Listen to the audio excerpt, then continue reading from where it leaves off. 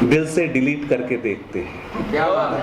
दिल से डिलीट करके। मैं तमाम अलग अलग धर्मों के मंचों पे गया, जैन धर्म के और सभी तरह का मौका मिला, लेकिन चाहे अलग अलग भाषाओं में एक ही उद्देश्य है। धर्म का कहना है कि मोहब्बत करो, प्यार करो, लव करो, निचोड़ यही है। तो मुझे समझ में आया कि जब प्यार ही आखिर करना है तो फिर मैं ये संदेश नौजवानों तक, खास करके दानिश भाई सुन लो, कि गमों को दिल से डिलीट करके देखते हैं,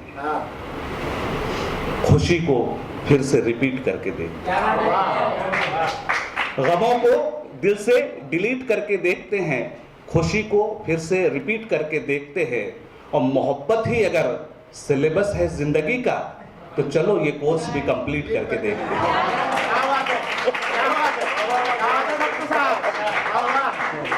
मोहब्बत ही अगर सिलेबस है जिंदगी का तो चलो ये कोर्स भी कंप्लीट करके से बाहर निकाल ले। तमाम अशार तो है। परमानंद भाव को अच्छा नहीं, वक्त का मैं ये देख रहा हूँ कि हम इजाज साहब को सुने, मैं और संदीप हमको तो हमेशा आप लोग सुनते रहेंगे। अच्छा, गमों की कैद से बाहर निकाल लेती है, ये मातृशक्ति यहाँ बैठी है। हमारी हंसी मजाक हुई, सब कुछ हुआ, लेकिन सचमुच में शरद भाई भी कह रहे थे कि ये पूजनीय है, हमेशा रहेगी निश्चित रूप से। मैं अपने जीवन में माँ का बहुत आदर करता हूँ और वहीं से ये बात निकली। और कुछ शेर भोगे हुए होते हैं। मिजाज साहब के बम्बई की फुटपाथ पे चलते हुए जब जहन में ये बात आई, तब मैंने ये शेर कहने की कोशिश की कि गमों की कैद से बाहर निकाल लेती है, गरीब माँ भी तो बच्चों को पाल लेती है। माँ के आगे कोई शर्त नहीं कि वो अमीर हो, एसी में हो तभी बच्चों को पाल लेती है, बल्कि बहुत बेहतर तरीके से वो फुटपाथ पे भी एक गरीब माँ अपने बच्चों को पालती है। आप देखिएगा कि गमों की कैद से बाहर निकाल लेती है, गरीब माँ भी तो बच्चों को पाल लेती है। अमीर लोगों की कारें हैं रुकती सिग्नल पे। इस मंजर को देखिएगा, आप रोज देखते हैं। और मैंने देखा बंबई की उस भीड़ में, और जब मैं रास्ता क्रॉस कर रहा था, पैदल था, तब ये शेर हुआ। रीमा जी सुनिए कि गरीब माँ भी तो बच्चों को पाल लेती है, गमों की कैद से बाहर निकाल लेती है। अमीर लोगों की कारें हैं रुकती सिग्नल पर, गरीबी भीड़ से रास्ता निकाल लेती है। गरीबी भीड़ से रास्ता निकाल लेती है। और गरीब लोगों की जरूरत भी कितनी जालिम है, गरीब लोगों की जरूरत भी कितनी जालिम है, जेब से आखिरी सिक्का खंगाल लेती है, जेब से आखिरी सिक्का खंगाल लेती है।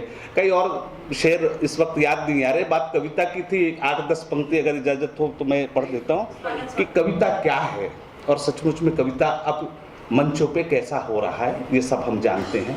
कि कविता निराला की निष्ठा, महादेवी का त्याग है।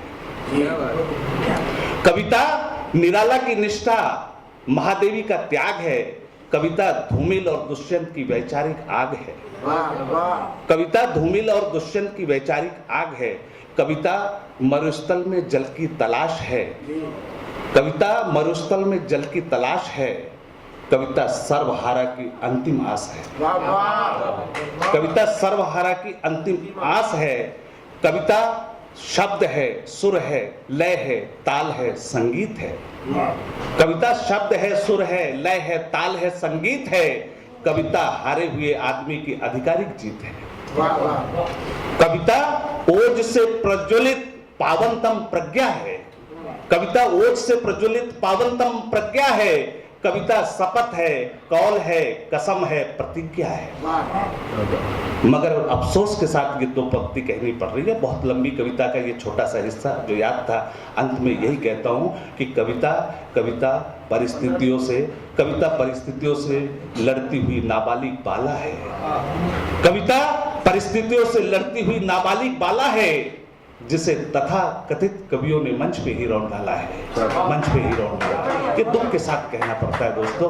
और आज सचमुच में इसलिए मैं बहुत बधाई देता हूँ, मुझे खुशी हो रही कि सच्चे शायर और सच्चे कवि यहाँ पे आए, जिन्होंने अपने दिल की बात बहुत, और सुनने वाले भी उतने सच्चे। मुझे संदीप भाई ने कहा था कि अच्छा कार्यक्रम होता और अच्छे लोग आएंगे यहाँ, तो आज इसकी संख्या देख के मुझे समझ में आ गया हिंदुस्तान में ज़्यादा अच्छे लोग बचे नहीं हैं।